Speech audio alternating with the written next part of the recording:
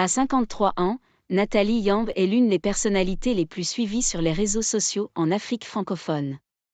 Près de 490 000 abonnés sur Facebook, 230 000 sur Twitter, 240 000 sur YouTube, 56 000 sur Instagram. Elle bénéficie donc d'une très large tribune. À titre de comparaison, Kémy Séba compte, lui, 1,1 million d'abonnés sur Facebook, 136 000 sur Twitter et 256 000 sur Instagram. Maîtrisant parfaitement son image, elle a pour seul fond de commerce la politique, et plus précisément la présence de la France en Afrique. Dans la partie suivante, nous allons vous élaborer 10 points sur Nathalie Yamb. C'est parti. Point numéro 1, la France dehors. Le hashtag #FranceDégage fleurit sur son compte Twitter, comme encore très récemment lorsque le gouvernement d'Ibrahim Traoré a demandé le départ des troupes françaises du Burkina Faso. Les prises de position de Yamb, qui lui ont valu d'être interdite de séjour en France, dépassent le seul volet militaire. Opposante de longue date au franc CFA, elle s'en prend à tous les intérêts de Paris sur le continent. Numéro 2, verve militante. Ses premières attaques remontent aux années 2000. Au Cameroun, où elle s'est installée en 2008 après des études de journalisme et de communication en Allemagne et une brève incursion dans la presse allemande et suisse, elle travaille pour Panafcom, le groupe de communication du français Daniel Brechat. Mais la jeune femme est marquée par le début de la rébellion de Guillaume Soro en Côte d'Ivoire et par le conflit armé qui s'ensuit. Dans plusieurs textes publiés dans la presse camerounaise, elle accuse la France d'avoir refusé de soutenir le président Gbagbo. Numéro 3, pro-Gbagbo, puis anti. Ces articles atterrissent sur le bureau du chef de l'État ivoirien, qui, intrigué par ses écrits radicaux de bonne facture, demande à son ambassade au Cameroun de faire venir leur auteur à Abidjan. Parallèlement à ses activités professionnelles à Yaoundé, il en fera ainsi plusieurs allers-retours en Côte d'Ivoire avant de s'y installer en 2007 et d'occuper le poste de directrice des ressources humaines de la filiale locale de la multinationale sud-africaine MTN. Mais l'idylle avec Gbagbo ne durera pas. Point 4. Mamadou Koulibaly, le complice. La Passionnariat crée un blog sous le pseudonyme de Mahalia Ntebi, l'anagramme de son nom. L'un de ses textes phares s'intitule « Côte d'Ivoire, naufrage d'une nation ». Laurent Gbagbo et la clique de prédateurs qui l'entourent en prennent pour leur grade. C'est à ce moment qu'elle fait la connaissance de Mamadou Koulibaly, l'un des idéologues du régime ivoirien. Lui aussi juge que Gbagbo se montre trop complaisant à l'égard de la France. Ils étaient faits pour s'entendre. 5. Jerry Rawling, le héros.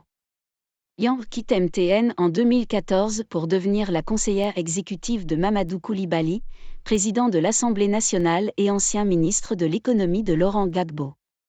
À la même époque, elle devient l'une des porte-paroles de Jerry Rawling, l'ancien président ghanéen, dont elle s'était rapprochée à la fin des années 2000 et quitté ses draps en novembre 2020. Un an après sa mort, elle publie sur son compte Instagram un message sans équivoque sur sa proximité avec cette icône révolutionnaire, qui fut putschiste avant de devenir chef d'État. Elle écrit à propos de Rawling, « Tu es parti le 12 novembre. Il y a un an.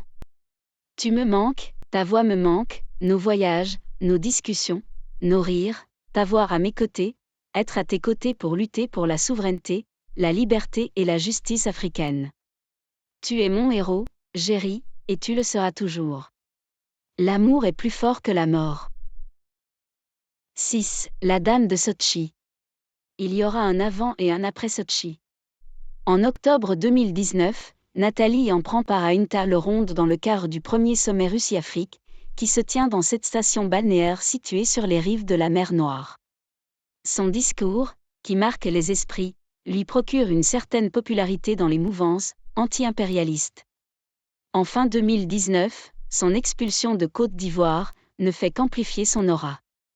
Une expulsion dont Huberson, alors ambassadeur de France dans ce pays, réjouira en privé, en des termes peu amènes. Numéro 7. Agent de la Russie. Pour le gouvernement français, aucun doute, Nathalie Yamb est un agent d'influence recruté par la Russie, dont elle défend l'invasion en Ukraine en accusant les Occidentaux et le président Zelensky d'être les responsables du conflit. La France se base sur la conférence de Sotchi qui a été organisée par le Réseau Afrique, Association for Free Research and International Coopération, qu'a mis sur pied Evgeny Prigojine, le patron du groupe Wagner. Et ce fait reste improuvé. Point numéro 8, Kémy Séba, le frangin. Il mène le combat, côte à côte. Dans la bouche de Nathalie Yan, le franco-béninois Kémy Séba est un « boss », un « frangin ». Pour ce dernier, elle est « le sang ». Le 9 décembre 2022, le militant panafricaniste radical a reçu un agréable message d'anniversaire. Je n'ai pas connu Marcus Garvey, je n'ai pas côtoyé Malcolm X ou Thomas Sankara, mais j'ai l'honneur de connaître et de côtoyer Kémy Séba. Point numéro 9, révolutionnaire. Kémy Séba et Nathalie Yan partagent une même passion pour les révolutionnaires. Comme le Béninois, la résidente suisse soutient ouvertement les chefs des juntes au pouvoir au Mali et au Burkina Faso, Assimi Goïta et Ibrahim Traoré. Point numéro 10, sens des affaires. Ses prises de position militantes rapportent. Car, comme toute influenceuse, Nathalie Yan perçoit des revenus sur ses centaines de milliers de vues sur YouTube et d'autres réseaux. Cette fervente partisane du Bitcoin a d'ailleurs créé sa propre structure de conseil, stratégie et communication, Nathalie Yan Consulting, où elle propose le conseil aux entreprises, aux organisations et aux particuliers dans les domaines de l'investissement, de la stratégie et de la communication.